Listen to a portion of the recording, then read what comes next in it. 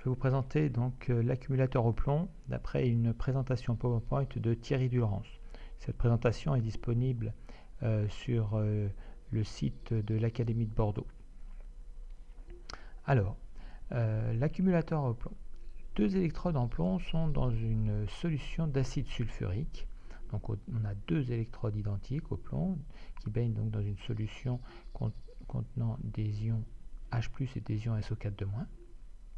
L'une de ces électrodes est recouverte d'oxyde de plomb de formule PbO2. Pour nous, ce sera donc l'électrode de gauche. Des connecteurs permettent de relier les électrodes à un circuit électrique. Les voici. Et donc le fonctionnement de cet accumulateur au plomb va mettre en jeu deux couples redox ou oxydants réducteurs. Donc d'une part le couple PbO2 Pb2+, et d'autre part le couple Pb2+, Pb. Alors cet accumulateur peut fonctionner de deux façons. Il peut fonctionner comme une pile ou il peut fonctionner comme une électrolyse. Donc dans le premier cas, eh bien, la transformation est une transformation spontanée et dans le deuxième cas, c'est une transformation forcée qui va nécessiter un apport d'énergie. La pile, dans ce cas-là, fonctionne comme un générateur et dans l'autre cas, l'accumulateur au plomb fonctionne comme un récepteur.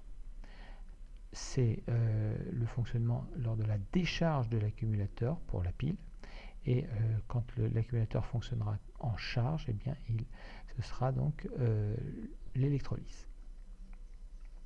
Alors, lors de la décharge, tout d'abord, lors de la décharge, l'accumulateur se comporte comme une pile. Donc, vous avez, on va pour cela relier les bornes par un circuit électrique. Donc, voici donc le circuit électrique, une simple résistance et un ampèremètre pour lequel on a précisé les deux bornes plus et moins ou milliampères comme.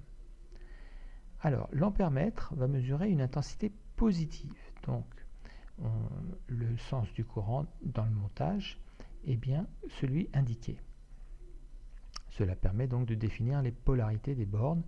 L'accumulateur au plomb donc se comporte comme une pile avec comme la borne plus, donc la borne par laquelle sort le courant, et la borne moins, la borne par laquelle rentre le courant. Alors dans le circuit électrique, le courant est dû à la circulation des électrons. Et on sait que les électrons sont dans le sens inverse du courant. Donc les électrons vont sortir de l'électrode en plomb et rentrer dans l'électrode recouverte de l'oxyde de plomb. Les électrons sont donc libérés par l'oxydation du plomb sur l'électrode de droite.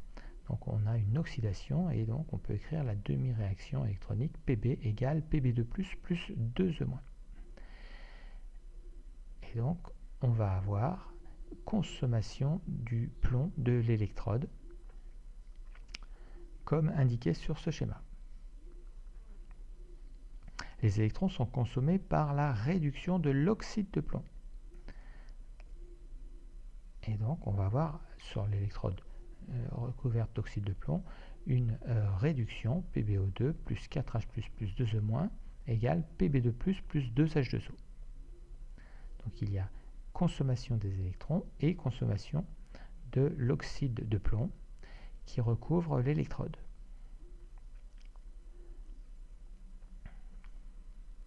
Cela permet donc de définir la nature des électrodes. À gauche, côté plus, on a la cathode et à droite, côté moins, on a l'anode. Petite définition, l'anode est l'électrode sur laquelle se produit l'oxydation et la cathode est l'électrode sur laquelle se produit la réduction. Un moyen mémotechnique pour s'en souvenir, c'est que anode et oxydation commencent tous les deux par une voyelle et cathode et réduction commencent tous les deux par une consonne. Donc, lors de cette décharge, eh bien, l'équation est celle du fonctionnement spontané. À l'anode, on a une oxydation, Pb égale Pb2+, plus 2E-.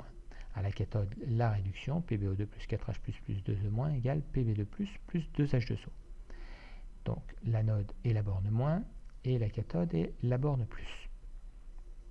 L'équation donc est égale, on somme les deux demi-équations puisque le nombre d'électrons échangés est identique et on obtient PbO2 plus Pb plus 4H plus égale 2 Pb2 plus 2 H2O. La décharge de l'accumulateur au plomb consomme les solides des électrodes Pb et PbO2 et des ions H+ de l'électrolyte. Et pour cela, le pH augmentera puisque finalement il y aura moins d'ions H+ dans l'électrolyte, dans la solution. Et donc, s'il y a moins d'H+, eh bien, le pH augmente, la solution est moins acide. Passons maintenant à la charge de l'accumulateur. Donc, lors de la charge, il se produit une électrolyse. Il faut utiliser pour cela un générateur pour charger l'accumulateur. Donc, on reprend le générateur, l'accumulateur précédent et on va relier les bornes par un circuit électrique contenant un générateur. Regardez, la borne plus du générateur est reliée à l'électrode d'oxyde de plomb. Voilà. Le générateur va imposer le sens du courant, donc le courant sort par le plus du générateur. Dans le circuit électrique, le courant est dû à la circulation des électrons qui donc se déplacent en sens inverse du sens conventionnel du courant. Les électrons sont donc consommés par la réduction des ions plomb 2. Donc pour l'électrode de droite, la réduction se traduit par l'équation Pb2 plus 2E- égale Pb. Ceci a pour effet de former du plomb solide qui se dépose sur l'électrode et notre électrode est régénérée. Sur l'autre électrode, les électrons sont libérés par l'oxydation des ions plomb. Donc on a la réaction d'oxydation qui s'écrit Pb2 plus 2H2O égale PbO2 plus 4H plus 2E-. Et donc, on va avoir de nouveau formation d'oxyde de plomb qui se dépose sur l'électrode et cette électrode est de nouveau régénérée. Cela permet donc de définir la nature des électrodes.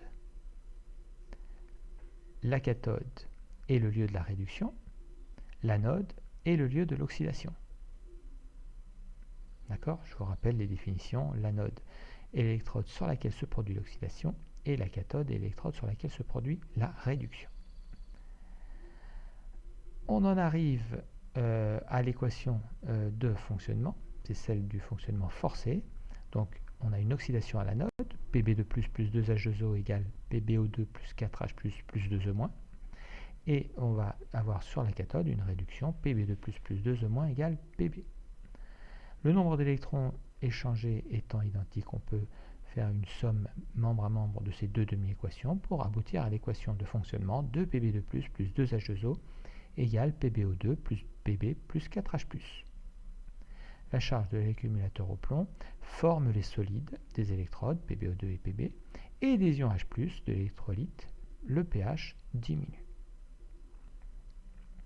En résumé, l'accumulateur au plomb, lors de sa décharge, c'est une transformation spontanée. Lors de la charge, on a affaire à une transformation forcée. Lorsque l'accumulateur se décharge, il se comporte comme un générateur. Quand il se charge, c'est un récepteur. L'électrode de plomb est, lors de la décharge, l'anode, c'est-à-dire la borne moins de la pile. Et lors de la charge, c'est la cathode qui est reliée à la borne moins du générateur. L'électrode d'oxyde de plomb est la cathode, c'est-à-dire la borne plus de la pile. Et lors de la décharge, et ça correspond à l'anode, c'est-à-dire donc lors de la charge, l'anode est reliée au plus du générateur. Pour terminer, se rappeler qu'il n'y a pas que des accumulateurs au plomb, il existe aussi de nombreux autres types d'accumulateurs comme au nickel-cadmium, au nickel-hydrure métallique, des lithium-ion, et que parfois on trouve l'expression pile rechargeable à tort pour désigner un accumulateur. Les batteries, comme celles de démarrage des automobiles ou celles des téléphones portables, sont constituées la plupart du temps de plusieurs accumulateurs associés en série pour augmenter la tension ou force électromotrice et aussi en parallèle pour augmenter donc l'intensité du courant et par là même l'énergie emmagasinée. Voilà, c'est tout pour aujourd'hui.